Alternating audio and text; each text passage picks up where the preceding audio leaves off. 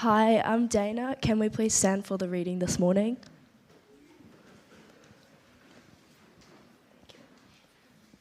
I'm going to read Genesis 45, 1 verse 15.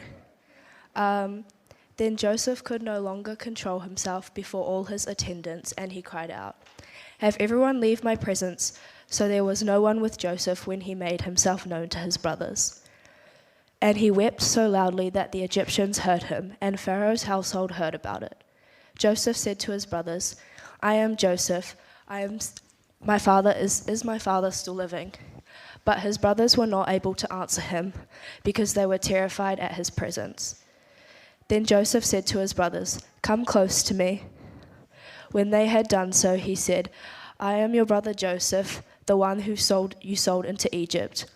And now do not be distressed and do not be angry with yourselves for selling me here, because it was to save lives that God sent me ahead of you. For 2 years now there has been famine in the land, and for the next 5 years there will be no plowing and reaping. But God sent me ahead of you to preserve for you a remnant on earth to save lives by a great deliverance. So then, it will not be you who sent me here, but God. He made me father to Pharaoh, lord of his entire household and ruler of all Egypt. Now hurry back to my father and say to him, 'This is what your son Joseph says. God has made me lord of all Egypt. Come down to me, don't delay. You shall live in the region of Goshen and be near me, you, your children and your grandchildren, your flocks and herds, and all you have. I will provide you there, because 5 years of famine are still to come. Otherwise, you and your household and all who belong to you will become destitute. You can see for yourselves, and so can my brother Benjamin, that it is me really who I am speaking to you. Tell my father about all the honor accorded to me in Egypt and about everything you have seen, and bring my father down here quickly." Then he threw his arms around his brother Benjamin and wept, and Benjamin embraced him, weeping. And he kissed all his brothers and wept over them. Afterwards, his brothers talked with him. Thanks, Dana, for reading. Feel free to take a seat. Well, thank you to everyone that has contributed so far. I am loving this morning. Are you guys? How awesome it is to have our young people leading us in the rhythms of our worship. We're going to continue in that fashion this morning. 2 of our youth will later be sharing their own reflections on that they've already prepared on our passage throughout the sermon slot. So I'm really looking forward to that. Our passage for today opens with an overflow of emotion. I'm quite familiar with overflows of emotion at the moment. Jono and I recently bought a manual car, partly so that I can learn that skill because my family didn't have one when I was learning to drive. I'm often being asked at the moment how I'm going with that learning process, so I may as well update you all at once. It's quite tricky to get my feet to do what my brain knows they need to do. That's a metaphor if there ever was one, but that's a side note we don't have time for. We have made some progress on the driving front now, but the first couple times we went out for a drive, it was very difficult for me to keep my overwhelm under control. You know when emotion just sort of sits in your chest for a long time, but you can't let it out yet? Especially the first time we went driving. I tried not to cry for a long time, not because Jono's a bad teacher, he's very patient, not because I'm uncomfortable crying in front of him either, but because I knew that once I started crying out of my frustration and overwhelm, I would need time to ride the whole wave of all those emotions. But I didn't want to stop and give myself that time in case I did get the hang of whatever I was practicing. I think it was just starting driving. But eventually, we called it a day, and all that emotion that was sitting in my chest and in the back of my eyeballs just came rushing out. I can't remember which came first. But anyway, overflows of emotion. Let's recap and remember how we got to this point in the story. If you've got your Bibles, feel free to open them up to Genesis 45, and we'll just backtrack a little bit. So since the famines have arrived and Jacob's sons have come to Egypt searching for food, Joseph has been setting his brothers up in all sorts of ways to test where their hearts were at. Had they changed? He basically backed them into a corner where, in order to get more food to survive, they had to bring back Benjamin, Jacob's youngest and only remaining son from his favorite wife, Rachel, Joseph's full brother. His brothers essentially put their own lives on the line, promising to bring Benjamin back safely to Jacob, because Jacob was not interested in this idea. Then Joseph, when they bring Benjamin back, Joseph sets Benjamin up for stealing his silver cup and creates a situation where they would have to leave Benjamin behind as a slave, which was not the plan at all. Judah, one of the architects of Joseph's whole slavery into Egypt, pours out a plea in chapter 44. Your servant guaranteed the boy's safety to my father. I said, if I do not bring him back to you, I will bear the blame before you, my father, all my life. Now then, please let your servant remain here as my Lord's slave in place of the boy, and let the boy return with his brothers. How can I go back to my father if the boy is not with me? No, do not let me see the misery that would come on my father. And here is where we are in chapter 45. After hearing this selfless declaration from Judah, here's the overflow of emotion. Then Joseph could no longer control himself before all his attendants, and he cried out, have everyone leave my presence. So there was no one with Joseph when he made himself known to his brothers. And he wept so loudly that the Egyptians heard him, and Pharaoh's household heard about it. It is a little funny to me that even though he orders everyone to leave, everyone can still very much hear him. But after the last few chapters, where Joseph is only just keeping it together in front of his family, in chapter 42, he turns away and weeps when he overhears their anxious discussion about him. And in chapter 43, he runs out and weeps in his private room at the sight of his little brother Benjamin. After all his plots and plans to see what was really going on inside their hearts, it's like the tension that's building, if he was like me, in his chest and in his eyeballs, just like snaps. The floodgates are opened, he can't take it any longer. He cries out, I'm Joseph, is my father still living? Much like Judah, Joseph's first concern is the welfare of his dear old dad.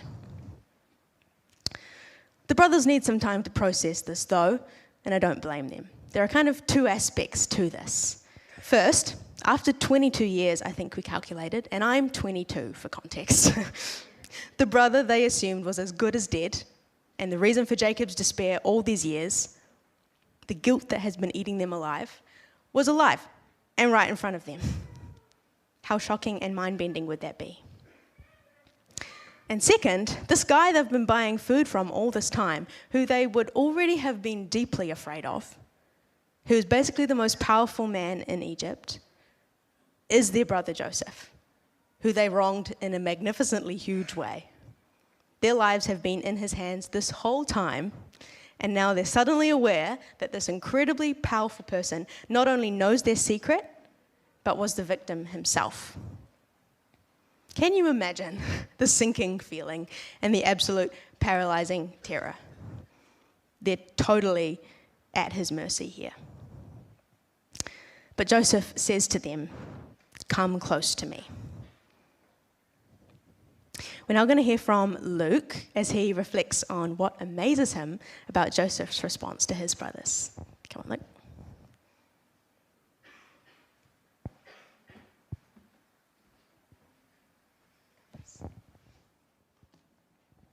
Hello everyone. I'm reflecting on Joseph's reconciliation with his brothers. When Joseph's brothers came to Egypt for food, Joseph didn't reveal himself right away because he wanted to see if they had changed since they threw him in the well. He then reveals himself and frames Benjamin for theft, creating a scenario where his brothers must choose between self-preservation and loyalty. Judah, who had suggested selling Joseph years earlier, now offers himself as a slave in Benjamin's place, demonstrating his deep change of heart. Rather than demanding revenge or making them his slaves, instead of those two options, Joseph chose forgiveness and offered love. Joseph didn't keep Benjamin or make his brothers slaves because he recognized that God's plan was bigger than his pain. He chose to show the same grace God shows us, teaching us that true strength lies in forgiveness and love. Just like Joseph, we can forgive and bring healing to our relationships. Thank you all for listening.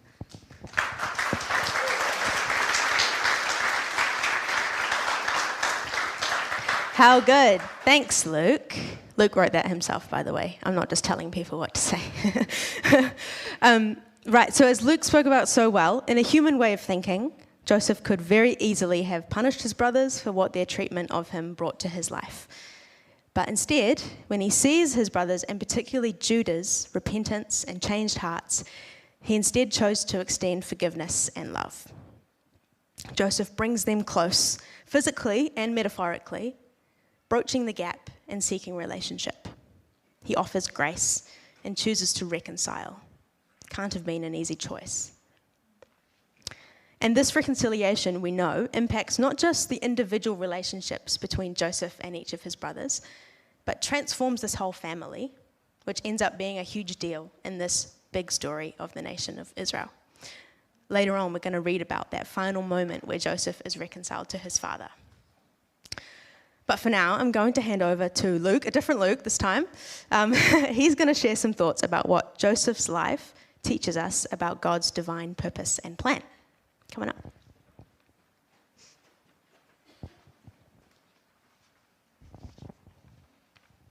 Divine purpose. The story of Joseph is filled with divine purpose.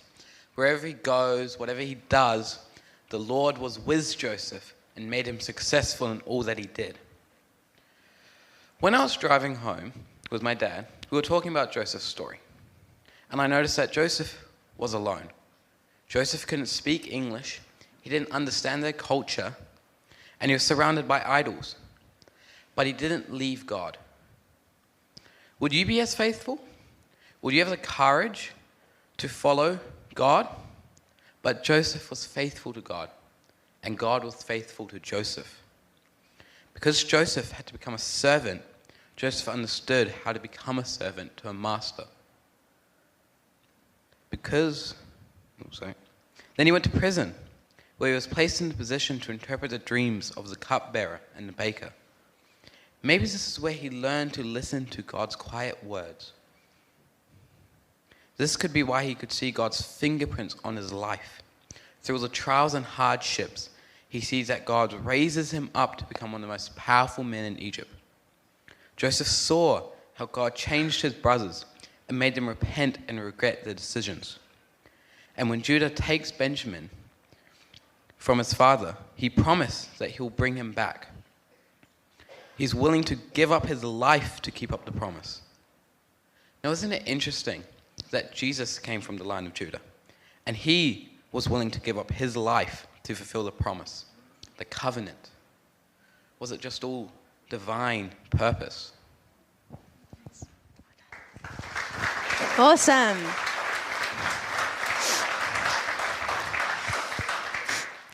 Thanks, Luke. I love that fingerprint image that he used. Joseph has, at some point, looked back and noticed that God has been with him the whole time and working through his circumstances. Joseph's gift with dreams previously used to divide his family and cause pain, but it seems that God has taught him to use that gift to point people to God, not to himself. And God uses where Joseph is, and uses this gift to shape the future of the whole nation. This section is so interesting to me because not only do we see further proof that God has been in and amongst everything that has happened to Joseph, we can see that Joseph can see it too.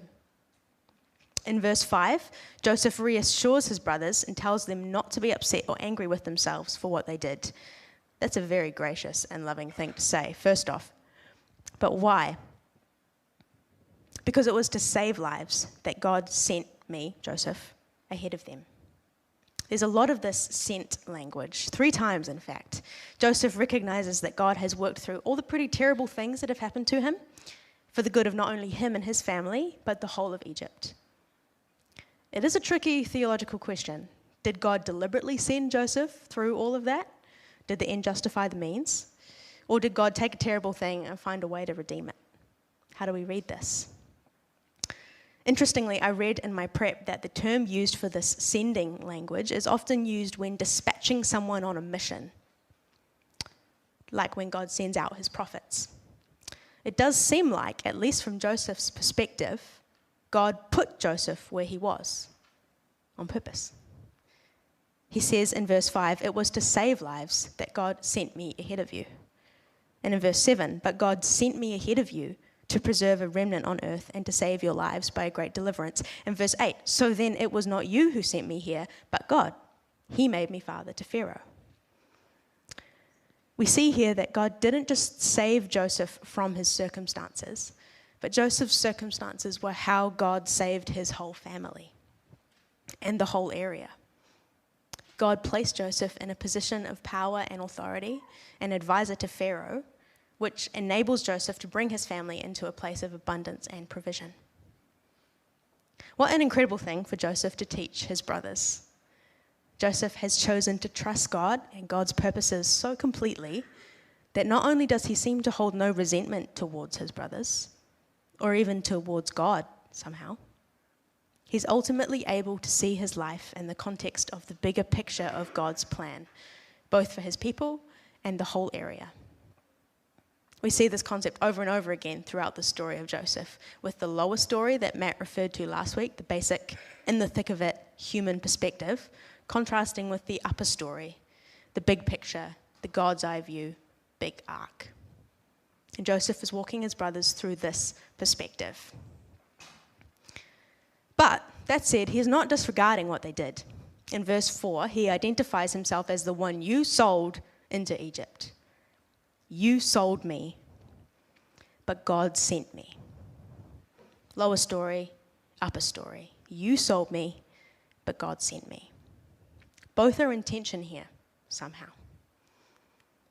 Somehow, God's purposes unfold through the brothers' jealousy and hatred. Their guilt is real. They did something wrong. But there was a bigger thing going on, somehow. Let's jump through the rest of the story from verse 16, where Pharaoh himself enables the family reunion, which is quite amazing. Joseph instructs his brothers to go and bring the whole whānau over.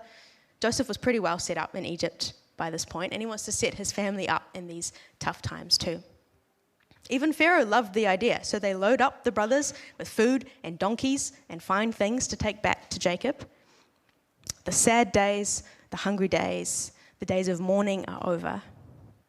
Here comes the abundance, a united family, provision, blessing.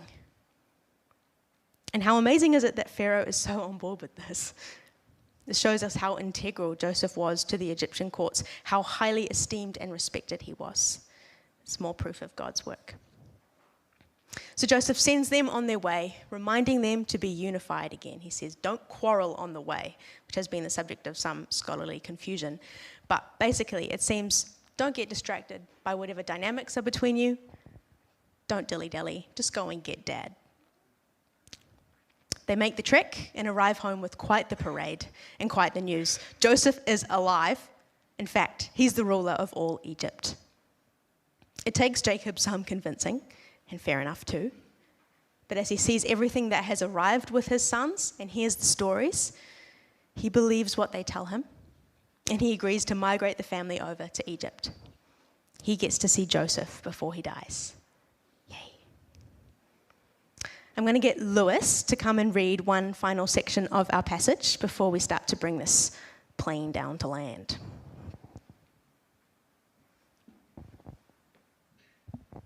Hello, this is from Genesis 46. So Israel set out with all that was his, and when he reached Beersheba, he offered sacrifices to the God of his father Isaac.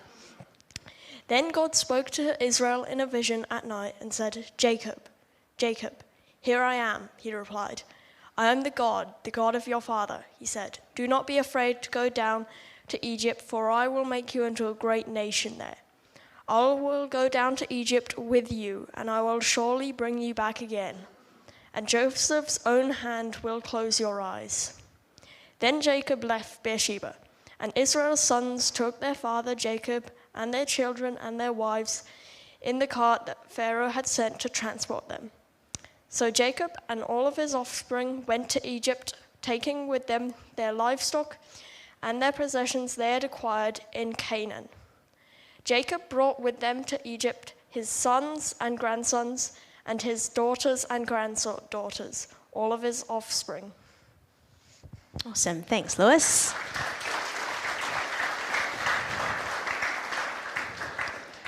So, on his travels to Egypt, Jacob pauses and seeks God. It's not the first time he's done this, actually. The first time he leaves his homeland, in chapter 28, he stops and has this vision of the stairs. It's kind of famous. And God promises to be with him as he goes. A similar thing happens here. God confirms this decision to go down to Egypt. This is indeed their deliverance. And God promises to be with him. God has been with Joseph this whole time, and now God promises to be with Jacob and his family. And he also promises to make his family into a great nation there and to bring them back from Egypt. So Jacob takes the whole tribe. Has anyone here moved cities or even countries with a family in tow? I'd hazard a guess it's not something you want to repeat too many times. No? No. Here's a very rough family tree that I've drawn up to help us get a grasp of the passenger list. There's 70 sons, grandsons, and great-grandsons, not to mention all the girls. They aren't even counted on here. Already we're getting glimpses of these promises to Abraham being fulfilled. Abundance, descendants, moving in and blessing the other nations. It's all starting to get underway. 70 people. 70 boys, actually. It's a lot of people. I won't go into the details of these many descendants and what their significance is, although you can look into it. But Luke gave us a little sneak preview. The son who so hated Joseph, Judah, ended up being the family line of the tribe of Judah, from which a certain Jesus of Nazareth came. And the other sons also became the tribes of Israel, which is why all these names might be sounding kind of familiar. In verse 28 to 30, then we have the final reconciliation, the final piece of this family reunion puzzle. Joseph meets his father in the place he's prepared for them to live and immediately throws his arms around him and weeps for a long time. We started with an overflow of emotion and we're finishing one with this morning. I wonder what part of these 2 chapters, we've covered a lot of ground, stick out to you. Like Luke, the first Luke, Doherty, are you amazed at the love and forgiveness that Joseph offers his brothers when he sees their selflessness? Are you challenged by the lack of bitterness and the lack of holding them at arm's length? How warm and deep and raw Joseph's welcome was. He wanted to reconnect. Is that a challenge?